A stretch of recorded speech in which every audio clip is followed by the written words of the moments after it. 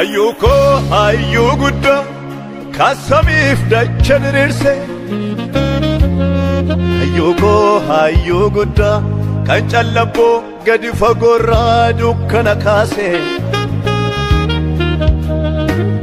Moti gudda dati kawan hundumaan dura ture Moti gudda kan ifab dukkana lamattire Akikeen jeroon jiraatu yaadamuu si gara fuuldura Siitu jaaree jaara koo barri keen qabu jaara Dacheenoo tomboo camini waggootaan dura Siitu jaaree jaara koo barri keen qabu jaara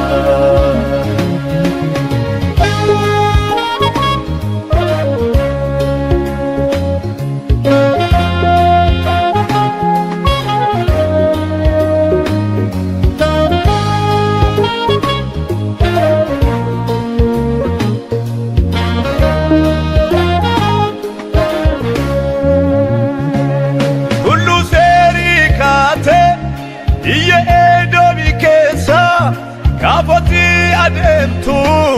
dachennatee rombite Ifannaa kee al tokkooni dacheyyuu qolatti dachafta Mirri kaansitti ulfaate Lafoo nama kumaatama dhibba jaanqoliyyuun sooreeti Harki kee maal dadhabaa Yembiriqqee lagaa dachaase amma funyaanitti nyaachise barruun kee hunda harkaa qaba harki kee miti gabaaba Abidda nyaatolati sagaleen kee tulloo taraasa Humni kee kallaayyoo miti qilxuyyuu ofirra naannessa Abidda nyaatolati jechi kee dhagaa'u kuteessa Humni kee kallaayyoo miti qilxuyyuu ofirra naannessa Qilleensa waliin rukutee kan bakakkaa oomishu Injiru guddaan akka kee uumaman dhumaa lakkaa'ee manne isaatti galchu Akkas jedheen itti dhiisaa guddaadhaaf ati guddaa Bulchiinsi kee dogoggoran qabu mootii koo ati hin qabdu mudaa Hayyuun qoratee dadhabee ati kan jiraattu ol gubbaa waaqarraa Kobbuma kee macha sagachiifta ofiin bultaati maattu si nyaara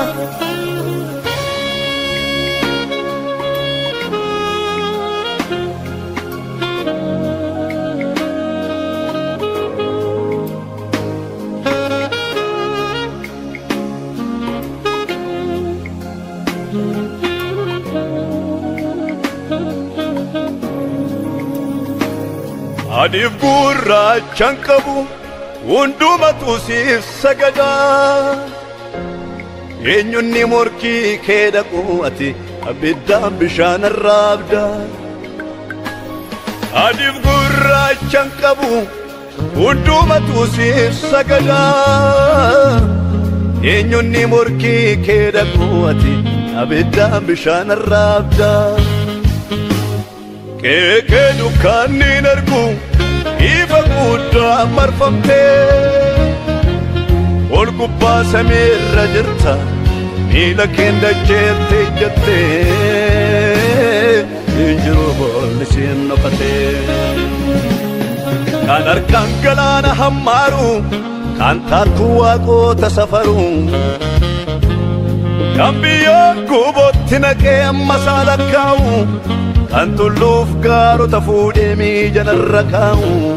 Guddaan akka keen ka'u Qulqulluu jennee si waaqessina Nuti yoo garboonni kee qulqulluu jennee si waaqessina nuti yoo garboonni kee. Qulqulluu jennee si waaqessina nuti yoo garboonni kee. Qulqulluu jennee si waaqessina nuti yoo garboonni kee.